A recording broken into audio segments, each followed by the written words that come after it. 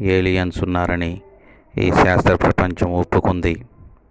నీవెక్కడి నుండి వచ్చితివని దేవుడు వాడిని అడుగుగా, వాడు భూమి మీద ఇటు అటు తిరుగులాడుచు అందులో సంచరించుచూ వచ్చితనని సమాధానం చెప్పెను.